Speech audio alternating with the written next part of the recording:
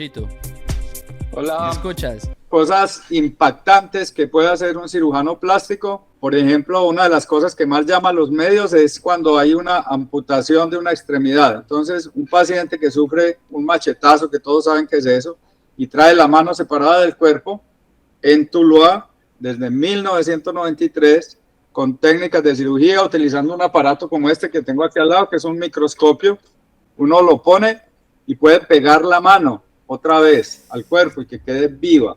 Esos son logros muy importantes para la medicina que se comenzaron a hacer en el mundo y en Colombia desde los años 70 prácticamente. Y que en Tuluá se pueden hacer desde el año 93 y lo hemos hecho más o menos consuetudinariamente. Ese es un logro grandísimo para la medicina y para la cirugía plástica y para la cirugía plástica en Tuluá. Por Se ejemplo, hace, como les digo, repetidamente. Lo que pasa es que eso es muy mediático y a veces aparece, pero no siempre. ok. Entonces, bueno, esa es una de las cosas como más impactantes. Hacemos otras cosas completamente impactantes. Por ejemplo, una persona que pierda el dedo pulgar. Saben que sin el pulgar uno no tiene una buena función de la mano porque pierde la capacidad de hacer pinza. Yo puedo sacar un dedo del pie y venir y ¡pum!, pegarlo aquí con el Ok, microscopio. Eso parece magia. ok, Y así ok, mismo podemos hacer muchas cosas para las señoras que pierden el seno por cáncer, para el que pierde la nariz por cáncer o por un accidente, ok, por una quemadura, etcétera. Esos son logros muy grandes de la cirugía plástica. ok. Bueno, en realidad te voy a contar la historia porque se nos ocurrió pues como que decir, vamos a invitarlo a stream. Y puede que yo me haya inventado eso, pero tengo un recuerdo, no sé si fue fabricado o qué, pero ¿tú reemplazaste un pene con un dedo o me lo imagino? Bueno, no, Me estoy eso inven- en realidad, yo les dije, yo no sé bueno, si me no, lo eso estoy es inventando. imaginación, pero sí es una realidad.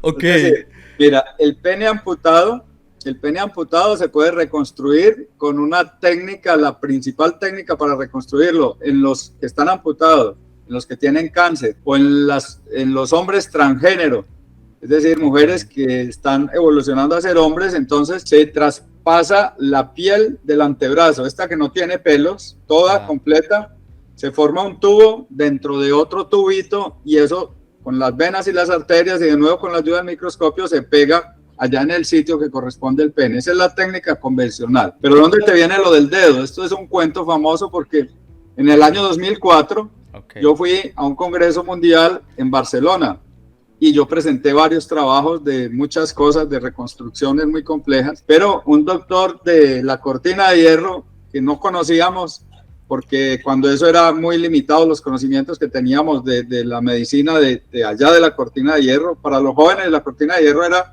cuando éramos incomunicados con Rusia y todos los de la Federación Rusa que existían al lado de allá. URSS, Entonces la vino un URSS. doctor con unas ideas muy extrañas y una de ellas era que sacaba este dedo, el que hacen así, Sí, lo quitaba y lo ponía en el sitio del pene ah, ok, para, con los tendones que amarraba a los músculos del abdomen y con otras técnicas lograba fabricar de nuevo un pene. O sea que no es una idea tan loca, puede ok, ok. existir. Y así de maravillosa es la cirugía plástica. Como En- a un señor se le ocurrió un día poner un dedo del pie en la mano en el año 1900 y lo hacemos ya de manera más o menos rutinaria. ok, digamos, cuando están pegando el pene, básicamente queda reemplazando qué funciones. ¿Podría orinar o podría tener una erección también? No, básicamente puede cumplir la función de tener un órgano allí donde no existía, Ok. la función de orinar de pie, que es muy importante para muchas personas. ¿Tú orinas sentado? Eh, dime, ¿Tú orinas sentado? normalmente, Yo normalmente, también, pero hemos tenido esa discusión acá en stream, ya que lo mencionas de orinar parado, que hay como un concepto de que eso es como muy gay orinar sentado, pero yo no entiendo, hermano, por qué. no, pero yo pienso que para las personas transgénero poder orinar de pie, sobre todo en público, en un orinal público, en un aeropuerto, no sé, con filas Ya. haciendo, personas haciendo fila atrás, para alguien que fue mujer y quiere ser hombre vehementemente, eso debe ser muy, muy importante. Entonces, uno entiende eso. Y fuera de eso, pues tener un órgano allí que es propio, que es sensible. Lo difícil es la función de erección. Ok. que posiblemente no sea completa, a pesar de que hay muchos mecanismos, meten aparatos allá adentro o se ponen huesos o cosas que hacen que sea más erecto y que pueda funcionar como un pene para penetración, pero básicamente la función es esa de poder orinar sentado y de tener un órgano de apariencia masculina.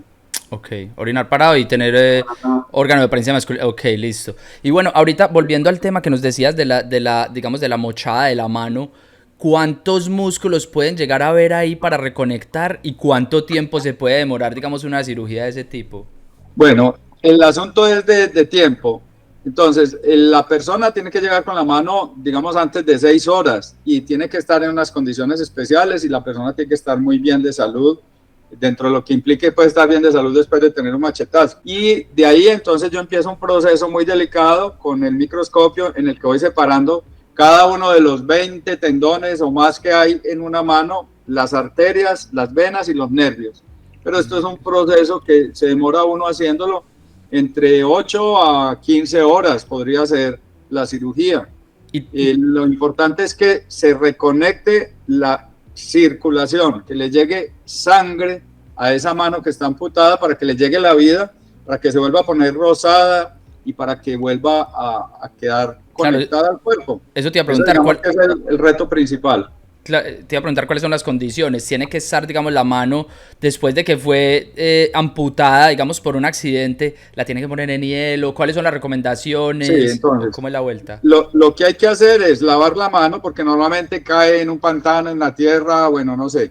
Lavarla, se puede hacer con agua de la llave, y meterla en un trapito que puede ser húmedo. Este trapito va dentro de una bolsa plástica impermeable a la que le haces un nudo, y esa manito con la bolsa la van a meter dentro de una bolsa con agua y con hielo.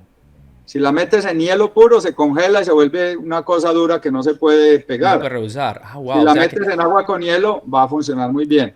Hay un montón de mitos, entonces la gente la mete en alcohol, se daña. La meten en formol, se daña. La meten en aguardiente, se daña. Todo eso te lo cuento porque todo eso me ha Te pasado. ha Sí, tocado que lleguen así. No, yo la metí en guaro porque creí que eso la preservaba y paila.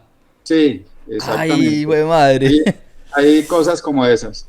Entonces, eso es lo que se debe evitar. Y si todos ustedes saben que se puede hacer así de sencillo, como les dije, lavarla, meterla en una toallita, esto dentro de una bolsa y eso en agua con hielo, listo, llega perfecto.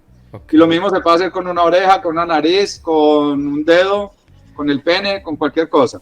Y digamos, después de una reconstrucción de este tipo, ¿cuál es el promedio de que pueda recuperar la movilidad? Y digamos, ¿cuánto tiempo puede llegar a tener de terapia para en realidad recuperar eso? ¿En qué se basa? Okay. Bueno, no, eso depende de muchos factores. Obviamente depende del nivel de la lesión. No es lo mismo que sea cortado aquí a que sea cortado acá o que sea solo un dedo. Si es Okay. un dedito, las posibilidades de recuperación son casi del 100%. De una mano, yo creo que son del 90%. Y mientras que acá ya la función va a estar muy limitada, va a ser el 20%. Pero obviamente, no tener una extremidad desde acá o tenerla funcionando 20%, es mejor tener eso que cualquier prótesis, que cualquier aparato eléctrico, que hasta la fecha no hay mejor que lo propio de uno, ¿no? Claro. ¿Cuánto vale un microscopio de esos? Este es muy barato, es muy barato, pero un microscopio de verdad de los que necesitamos para operar en cirugía es muy costoso, ¿sí? Danos un ranguito ahí como para saber más o menos. No, este microscopio puede valer $5,000 o algo así, porque es Apenas. una cosita para tener aquí en el escritorio. Pero un microscopio para operar de verdad en una sala de operaciones con todos los fierros, que hay unos que ya son robóticos y todo, puede valer, no sé, $200,000 o cosas así. Hay más baratos, obviamente, y hay más viejos, pero son bien costosos. ¿Sí? Ok, Hay ok. unos que se mueven con la voz, bueno, hacen todas las cosas que ustedes quieran, le ponen la luz de una manera, cambios de color, bueno.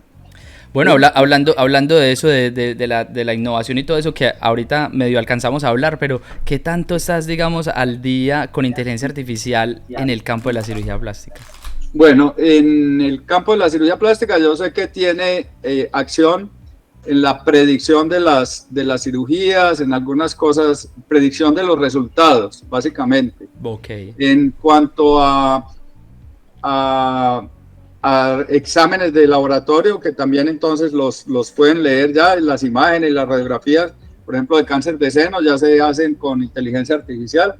Y tenemos una cosa muy bonita que no es propiamente inteligencia artificial, pero es la planeación quirúrgica por computador. Entonces, se toman unas radiografías de los pacientes que se convierten en imágenes tridimensionales y esto se modela en un computador. Uno hace los cortes que vaya a hacer en el computador muy preciso, con precisión de 1 milímetro o de 2.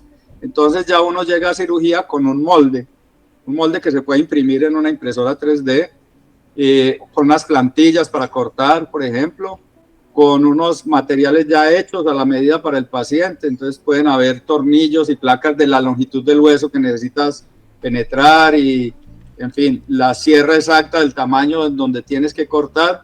Y todo eso es muy, muy bonito y eso ya es de la práctica diaria. Ya tenemos aquí en Colombia empresas muy buenas que hacen eso. Ya yo me conecto aquí, así como estoy ahorita con Saúl, con un ingeniero, y él hace la cirugía en el computador. Yo le digo, cortarle por aquí, cortarle por allá, ponerle un poquito más adelante, ponérmele un tornillo aquí, ponérmele esto, y luego eso me lo vuelven en realidad. O sea, eso me lo imprimen en tercera dimensión y obviamente también en papeles. Y cuando yo llego a cirugía, ya llego con los materiales y con todo listo para hacer esa operación. ¿Qué? O sea, es prácticamente como una guía, un mapa prehecho prácticamente. Un mapa prehecho. Y eso lo hace un ingeniero ok, porque... Eso es una empresa con muchos ingenieros, ¿sí? Ya. Y tienen de todo, y tienen que tener tecnología muy grande para imprimir cosas en plástico muy sencillas, pero tienen que imprimir, por ejemplo, materiales en titanio. Ya. Entonces te imprimen un tornillo de la longitud que necesitas. O todo custom made pues a la necesidad. Custom made al defecto, ¿sí? Okay. Al problema que tenga cada paciente. Es la realidad, ya eso no es utopía, ya eso lo hacemos en Tuluá, imagínense. O sea que no estamos tan lejos. Ok. Sí, justamente ahorita estaba en el dentista esta mañana y le preguntaba yo que para qué estaban utilizando inteligencia artificial. Él me decía que, digamos, para las cirugías en cuanto a... si necesitaban, digamos, no acercarse, si era una cirugía de cabeza, para evitar las ciertas áreas que con inteligencia artificial podían saber con exactitud por dónde ir, navegar a través de... Bueno, de eso también lo tenemos, no es tan complejo, se llama navegación intraoperatoria. Okay. Entonces, por ejemplo, si entraras por la nariz y necesitaras entrar hasta el cerebro, ya eso se puede hacer simplemente con una navegación dentro del quirófano. Entonces, conectan el paciente, lo ponen en una posición fija y con un aparato ya sabes que con el destornillador que estás metiendo por la nariz ya estás tocando tal o cual parte del cerebro, ¿cierto? Okay, y ahí es donde vas a poner el tornillito o vas a hacer lo que haya que hacer. Ya eso se puede hacer con mucha precisión. Todavía no reemplazan al ser humano, pero ya existen. Hay aparatos que hacen lo que yo hago con el computador. Hay robots que pueden operar, ¿sí? Ok, eso te iba a preguntar. Entonces, ¿tú crees que tu profesión va a ser reemplazada por los robots, inteligencia artificial? Algún día seguramente, pero ya en este momento simplemente la interfaz es un robot entre el paciente y el cirujano. Entonces yo hago un movimiento aquí y ese movimiento lo convierte un robot en un movimiento más delicado, con menos temblor, con menos dificultad. Porque yo para, por ejemplo, hacer todo esto, poner un tornillo de allá para acá, no soy capaz. En cambio el robot y lo pone exactamente donde es, claro. Exacto, ¿sí? Y por un huequito más chiquito. Yo puede por la nariz ponerlo no sé en dónde, por allá en donde lo necesites. Claro, ¿sí? Claro. Y eso lo puede hacer un robot, pero un ser humano la mano no le llega hasta allá. El robot sí, porque tiene pues la pincita y qué sé yo, que entra por la boca, por la nariz, pues, por el ojo. Eso ya es también realidad. Ya muchas cirugías se hacen así, ¿sí? Por el ombligo te sacan la matriz, la próstata. Por el ombligo. Por el ombligo. Y eso ya lo pueden hacer también con un robot que lo hace más preciso que el cirujano que tenga que meter las manos ahí, ¿no? Ok.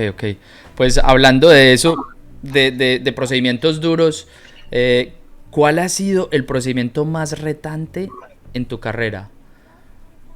Más retante que tú digas, ay, hijo de madre, ¿qué vuelta es esta? ¿Cómo voy a hacer acá? Bueno, todos los días estamos en retos en cirugía plástica. Okay, okay. Los defectos tal vez más difíciles de reconstruir para mí son las ausencias de la mandíbula. Aunque ustedes no lo crean, hay personas que no tienen la mandíbula, ¿sí? No tienen este hueso. Todo eso, ¿sí? Ese hueso y ese okay. pedazo de cara. Ya. Por cáncer o por accidentes o personas Llegan tocado, así, por ejemplo, llegan así. que se quieren, se disparan aquí con una escopeta y entonces queda todo eso estallado, todo eso. Eso es bien complejo de reconstruir y hay que hacer cirugías muy extensas, difíciles, sacando un hueso de la pierna que se llama el peroné, que pareciera que viene de repuesto para hacer la mandíbula, porque es así delgadito como un dedo y se puede cortar y doblar como una mandíbula y pegarlo. Uy, Y además ojo. ahí en la pierna están los músculos y todo para uno rellenar todo esto y la piel y bueno, es una cirugía bien compleja. Digamos que esas son de las como más complejas que recuerdo. Muy complejo también, por ejemplo, hacer los dos senos en una señora que tiene cáncer, que se les quita la barriguita y se les pone acá. Eso es difícil, pero eso es un reto. Chito, preguntarle qué cirugía nos recomienda hacer, qué cirugía nos recomiendas hacer. Pues porque me imagino que a ti te llegan miles de casos, peticiones de todo tipo, pues no sin juzgar, pero algo raro así que te hayan... Bueno, existen, Okay. digamos, nosotros lo llamamos indicaciones. Entonces, toda cirugía debe tener la posibilidad de mejorar la vida de las personas con un riesgo razonable. Es decir, que haya una relación de costo a beneficio que sea equiparable. Y ojalá que el beneficio sea más grande que el costo. ¿Sí? Costo significa pues plata, pero también significa dolor, cicatrices, riesgos y todo eso, ¿no? Entonces, que el costo sea más bajo y que los beneficios sean más grandes, esa es la principal indicación. En resumidas palabras, que la cirugía te beneficie, no te perjudique. Entonces, ¿cuál cirugía no hacer? La que te perjudique. Entonces viene una persona y me dice, es que yo me quiero parecer a, no sé, a la calavera tal, entonces quiero que me quite la nariz, las orejas y los párpados, o que me quite la lengua, o que me la parta en tres. Te Todo han eso llegado gente se puede preguntando hacer con cosas cirugía así. plástica, pero esa cirugía yo no les recomiendo que se las haga. No va a mejorar su vida, no va a mejorar su salud, no va a mejorar la posibilidad de comer, no va a mejorar las relaciones interpersonales. Entonces yo les diría que en esos casos no la hagan. Se puede, pero no la deben hacer. Como habrá quien quiera que le pongan un pene en la nariz, se puede.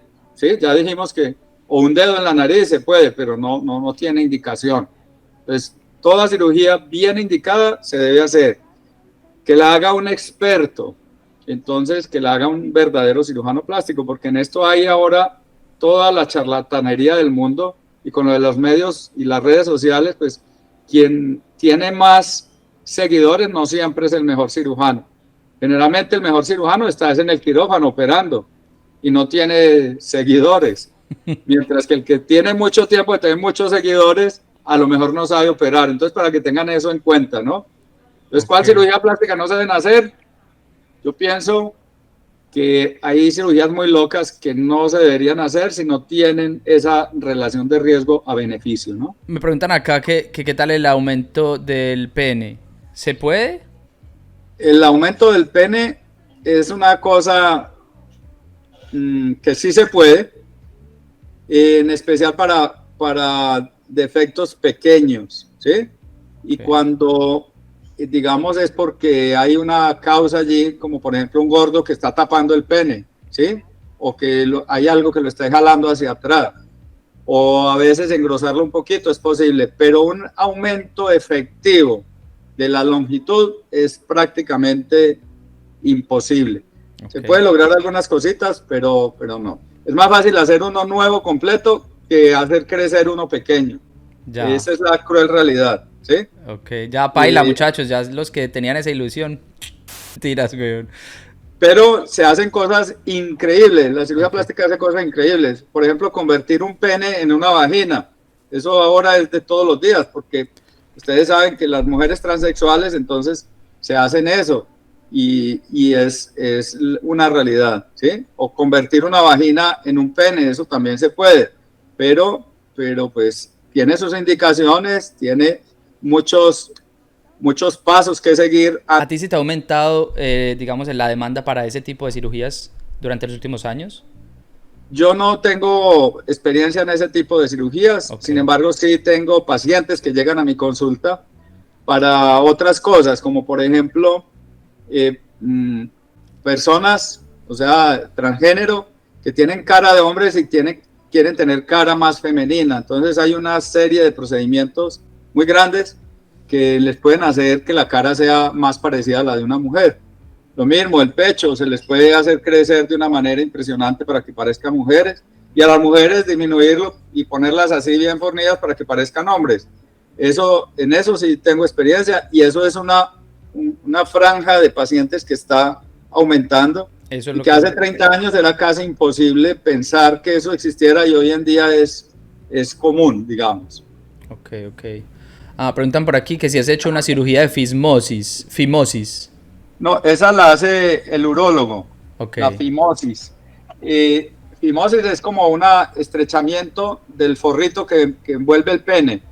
Esa cirugía normalmente se hace en la infancia, o ya pues en personas adultas que tengan problemas reales de que esto no corra hacia atrás, pero normalmente la hace el urólogo en la urólogo. mayoría de países del mundo. Preguntan aquí que cómo detecta si es una vagina original. Una vulva ¿Cómo? que cómo detecta si es una vulva original. Es muy fácil, pues yo creo que no es sino hablar con la persona. Y yo creo Ok. que si usted va a tener una relación con alguien y llega a ese grado de que va a tener la vagina a la vista, o la va a tener encima suyo, pues ya debe saber. Eso no debe detectarlo por anatomía, sino conversando con la persona seriamente y todo eso. No debe ser una sorpresa para usted eso. Eso lo hemos discutido mucho porque a veces, por ejemplo, al quirófano llegan hombres con vagina, ¿sí? Y termina siendo una sorpresa, pero sorpresa para las personas que están allí, no para el médico, porque eso ya lo hemos discutido, ¿cierto? Ya existe la persona transgénero que está en ese proceso de cambio y todo eso. Entonces, obviamente, la anatomía es diferente de unos genitales femeninos reconstruidos a unos genitales originales, son completamente diferentes. Y lo mismo pasa con unos genitales masculinos reconstruidos, son muy diferentes a unos naturales, ¿sí? Ok, perfecto. Entonces que no los tome por sorpresa, digamos, si eso Que, era lo que les preocupaba, ¿sí? claro, porque de pronto queda tan similar o tan bien hecho que la gente ni se No da quedan cuenta en una noche, quién sabe. Eso. no quedan tan perfectos, Ok, no. ok, ok. Sí, Mira lo que preguntan acá. ¿Se puede revertir, ejemplo, el hombre trans que pasó a ser hombre y se arrepiente? ¿Se puede revertir o paila ya? no sé, yo creo que sí se puede revertir, estoy casi seguro. Ok. Pero el asunto es que el diagnóstico debe ser tan preciso y el paciente debe ser tan bien seleccionado que eso no debería ocurrir. Ok. Es decir, cuando una persona toma la decisión de cambiarse de sexo, ya eso debe ser para toda la vida. Y de Ok. hecho, uno de los pasos es que ya lleve muchos años en el rol completo del sexo opuesto Para para estar poder tomar la seguro. decisión de cambiar, ¿cierto? Porque cómo se va a arrepentir, o sea, eso ya digamos, yo diría que sería como una complicación. Ok. Pero con toda seguridad existen técnicas que podrían revertir eso es posible. Ok. Y preguntan, por la misma línea de la conversación, preguntan que si se puede convertir una mujer en un hombre, que si se puede poner pene. Y tú ahorita mencionaste que sí. Sí, sí, es una técnica quirúrgica establecida, convencional. Existen en países, hay hospitales y profesionales y grupos quirúrgicos dedicados toda su vida, todos sus días, solo a hacer eso, ¿sí? Por ejemplo, en Bélgica es una cosa común y corriente. En nuestros congresos científicos de cirugía plástica casi siempre hay una franja, digamos, mediodía o algo así, dedicado a ese tipo de cirugías, en donde revisamos esos temas con expertos que vienen de otros países, etcétera. Es decir, sí, sí es común y Ok. cada vez va a ser más frecuente. ¿Cuál es la más común y la más frecuente cirugía, pues así regular? No necesariamente de cambio de sexo. ¿Cuál dirías No, tú que es la más común así? cirugías, bueno, las cirugías plásticas se dividen en cirugías reconstructivas, que son las cirugías para mejorar la forma de alguna parte del cuerpo, y las cirugías estéticas, que son las cirugías para embellecer la forma de alguna parte del cuerpo. Las cirugías reconstructivas más comunes son las de reconstrucción de cáncer de piel. El cáncer de piel es una enfermedad extremadamente frecuente. ¿Sabes que a mí me dio acá? Me Muy sacaron un común. lunar. Entonces, los cirujanos plásticos tenemos que ver con esos lunares y con ese cáncer de piel todos los días. Es muy común. Y las cirugías estéticas más comunes, la principal, diría yo, es la liposucción, Lipo. que ya no es solo succión de grasa, sino, digamos, una remodelación del cuerpo con la manipulación quirúrgica de las capas de grasa que uno tiene en el cuerpo. Ok. Yo me acuerdo que mi mamá se hizo una vez esa cirugía contigo, si no estoy mal. Esas cosas son confidenciales, pregúntele a Ah, su mamá. perdón. Yo aquí doxeando a mi cucha, hermano, qué pena. Bueno, no, mentiras, puede ser que me lo haya inventado como lo del dedo de pene. Mira, que hay una pregunta. Pachito, ¿existe una cirugía que aún no se haya hecho, que crees que se pueda concretar en un futuro cercano?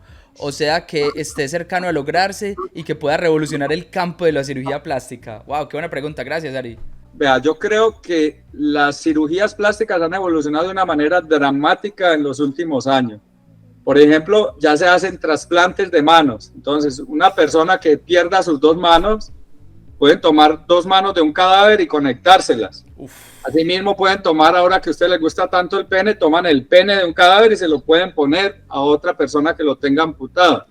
La cara completa la pueden poner de una persona muerta a una persona viva. Así como ponen el corazón, los pulmones, los riñones, también la cirugía plástica ya está incursionando en poner manos y caras. Y dentro de muy poquito, no se demora unos años, van a trasplantar cuerpos enteros. ¿Qué? Entonces, ¿Cómo así? exactamente. Entonces, ya la técnica existe. Está completamente demostrada que funciona. Espérate. Entonces sería que un cuerpo... Se me bugueó la cabeza persona, un poquito, ¿cómo así? así tal cual como lo oyen. Entonces, Arianita, algún día va a resultar que un cuerpo de una persona que tenga muerte cerebral se le pueda conectar a una persona ya que tenga el cuerpo muy deteriorado, muy enfermo, o con cáncer o alguna cosa, y desconectar todo para que esto funcione. Eso va a llegar a ser una realidad. Eso está brutal. Ya está pensado, están los protocolos, está todo como sería. Sin embargo, pues todavía es un proceso en investigación y algún día va a ser realidad. Otra cosa que va a pasar con la cirugía plástica es que se van a crear partes corporales en los laboratorios. ¿Como sintéticas o qué? No, se llama bioingeniería. Entonces son partes vivas. Ajá. ¿Sí? Que se puedan poner adentro de las personas. Por decir algo, ya hay, de hace 2 años, hay un instituto en los Estados Unidos y que ha hecho ya pruebas de crear los cartílagos de las orejas en un laboratorio, y una persona que nazca sin orejas le pueden poner un cartílago debajo de la zona de la oreja para que esto algún día se parezca a una orejita normal. Está un poquito lejos todavía de ser una realidad clínica, pero ya es un intento, y así seguramente va a llegar a ser con los senos, que parece fácil, porque sería hacer como una montañita de tejido vivo que se pueda poner adentro, ¿sí? Entonces, Y que el cuerpo la tolere. son como órganos que crecen, porque yo entendía... Que no solo que crezcan, sino que vivan y se mantengan y no se vuelvan cáncer y puedan crecer y envejecer como el paciente, ¿no? Entonces, eso, y que sean del mismo paciente, eso va a llegar a ser una realidad, Ariana, y eso casi seguro, dentro de unos añitos, ustedes que están más jóvenes les va a tocar. Nosotros ya posiblemente no. Uf, pero sí quedó loco con eso. Entonces, reemplazo de cuerpos pronto. Por aquí preguntaban también, ¿cuál es la cirugía más larga que te ha tocado? En cirugía plástica hay cirugías muy largas. La más larga que hice una vez fue un jovencito pequeñito que tuvo pérdida de los 4 dedos por aquí, se le mocharon en una guillotina cortando un libro. Esos 4 deditos yo me demoré 4 horas pegando cada uno. Pegué 1, 2, 16 horas. Uf, 4 horas cada uno. Y al día siguiente los deditos estaban regulares y me tocó volverme a meter a cirugía, a recuperarlos, y me demoré otras 16 horas. O sea, fueron casi 32 horas seguidas de cirugía en un solo paciente. Pero normalmente hay cirugías que duran 10 horas, 12 horas de ese tipo, sobre todo las que hacemos con el microscopio. Hay cirugías muy largas de contorno del cuerpo que nos demoramos 4 o 6 horas. Frecuentemente las hacemos así. ¿Sí? Y bueno, no necesariamente el tiempo de recuperación tenga que depender del tiempo de la cirugía, ¿sí o qué? Sí, normalmente sí. las cirugías más largas tienen más complicaciones y tienen más tiempo de recuperación y son más complejas, ¿sí? Es obvio. Dicen que si alguna persona quisiera implantes de algún animal, ¿es eso posible? ¿Debe ser igual, me imagino, para injertos de animal se usan? Sí, sí. Entonces el término se llama seno injertos, se escribe con X, si quieren buscarlo. Seno injertos. Son de uso común en la vida diaria en la cirugía plástica. Pero no son pues frecuentes, son comunes porque está la literatura y está todo. Entonces, por ejemplo, existe algo que se llama dermis. La dermis es la capita que está debajo de la piel y que se utiliza para reconstruir muchas cosas en cirugía plástica. Y hay mucha dermis de origen de animales. Entonces, por decir algo, hay de cerdos, hay de donantes de cadáver humanos y hay, por ejemplo, hasta de peces. Entonces es muy común que se hable de piel de tilapia y otras cosas así. Entonces la realidad sí, en cirugía plástica sí se utilizan los seno injertos o injertos tomados de animales. Pero ya la cosa de que yo me quiera poner las orejas de un burro, no. Una aleta de tiburón en la espalda, algo así. No, eso no es posible, ¿sí? Pero quizás algún día pueda llegar la ciencia allá y bueno. Ahora que hablaban de cuáles cirugías plásticas no me haría, hay personas que se deforman las orejas para ponerlas puntudas. Como un elfo, Sí. Y nosotros en cambio tenemos una cirugía para corregir esa deformidad, porque hay niños que nacen con las orejas puntudas y sufren de mucho matoneo en los colegios. Bullying y todo. Ponen todos los sobrenombres, entonces nosotros más bien se las ponemos redonditas, pero sí he visto en las redes personas que se las ponen puntudas, personas que se quitan la nariz, cosas horribles. Mira esta otra, es que dentro del tema de la bioingeniería para el cultivo de órganos y partes, ¿sabes si actualmente se hace uso de impresión 3D y cómo funciona? Eso, aunque es experimental, ya es también una realidad. Ya usted puede, en vez de tintas a una impresora y en vez de que imprima plano, ya la puede poner a imprimir con células vivas. ¿Sí? Entonces, las células vivas, entonces células de grasa, células de piel, células de no sé qué, y eso metido dentro de un ambiente y tienen que pasar por unos conductos que permitan que estén vivas y que les esté llegando alimentación y formar un molde en el que tienen que estar vivas. Entonces, la cosa no es solo la bioimpresión, sino que eso quede vivo y que sirva después para construir un órgano. Entonces, se está trabajando bastante en eso es una realidad y no solo en el campo de la medicina, sino, por ejemplo, en los diseños de medios y otras personas que trabajan en impresión. Es una preocupación creciente y con seguridad dentro de muy poco se van a imprimir partes corporales vivas y útiles. Por ahora imprimen cositas pequeñas, entonces es más como experimental, pero dentro de muy poquito van a imprimir todo lo que usted quiera con células vivas. Les va a tocar a ustedes dentro de 50 años, se van a reír de nosotros que hablábamos de eso como una utopía, pero eso va a ser así.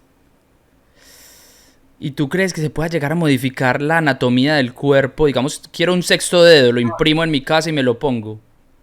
Es bastante probable que algún día lleguemos a eso, a otro pulgar. Entonces, tenemos ahora el pulgar, este pulgar nos hizo diferentes a todas las especies, nos hizo evolucionar, porque se opone a los otros dedos y nos permite hacer esto que llamamos pinza. Y con la pinza podemos hacer cosas maravillosas. Si nosotros tuviéramos otra pinza aquí, esto sería casi que el doble, ¿no?, de función. Yo creo que ya se puede imprimir en cualquier impresora en la casa de ustedes un guante que tenga otro dedito aquí que les pueda permitir moverlo, ¿no? Pero casi seguro algún día vamos a llegar a ese grado de de evolución anatómica que podamos modificar eso. De hecho, la cirugía plástica se llama cirugía de la forma, ¿sí? Ok. Entonces, plástica significa forma. Recuerden que las palabras, pues, en griego y en latín, entonces, plástica significa moldear o formar. La cirugía plástica, por ahora, se ocupa de recuperar la forma que la evolución nos dio hasta este momento, ¿sí? Es decir, tener 5 dedos y que nos funcione. Pero muy seguramente y dentro de muy poquito, la plástica va a evolucionar a más allá de la forma, es decir, a una forma más ideal o más ingeniosa. Por ejemplo, tener otro pulgar aquí debe ser una cosa maravillosa, ¿sí? Porque te va a permitir con una sola mano teclear todo el teclado, no sé qué más cosas, ¿cierto? Claro. Y aquí les traigo un ejemplo. Hay un cirujano plástico que se llama Burt Brent, que se especializa en reconstruir orejas de niños que nacen sin orejas, muy conocido por eso. Y tiene un libro muy lindo de cirugía plástica, que es muy, muy bonito, es impreso a color, todo eso, pero el capítulo final de su libro es uno que le llama a uno la atención poderosamente. Y se llama El proyecto para crear un hombre volador. Y él hace todas las técnicas quirúrgicas que él conoce para volver una persona con alas. ¿Qué? Y teóricamente podría ser posible. Porque se pueden crear aquí pues todos los músculos y todas las cosas para volar. Okay. Y miren que la cirugía plástica algún día va a llegar a hacer eso, ¿no? Va a llegar a ser ir más allá de la forma actual, es decir, a mejorar la forma que existe actualmente, ¿sí? Ya, por ahí también va el futuro de la cirugía plástica. Uy, Ya eso que me lo está, preguntan eso está ustedes, muchachos. fuerte, eso está fuerte, muchachos, ¿qué opinan?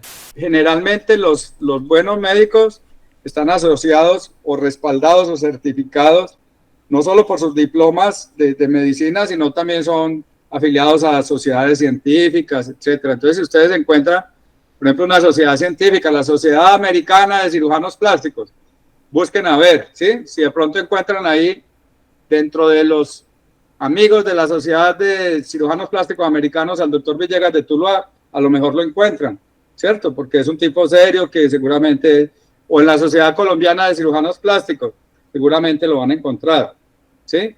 Y una persona que tenga no sé cuántos miles de seguidores, puede que ni siquiera esté ahí o puede que ni siquiera sea médico, ¿no? Entonces, no siempre el que tenga muchos seguidores es el mejor médico. Okay, Yo sí, diría tiene que puede ser sentido. al contrario, más bien, ¿sí? Gracias, gracias de nuevo, Pachito. Te mando un abrazote. Quedamos en contacto, hermano. Bueno, muchísimas gracias, muchachotes. Cualquier cosa a la orden. Listo. Así quedamos. Suerte, man. Chao. Bye.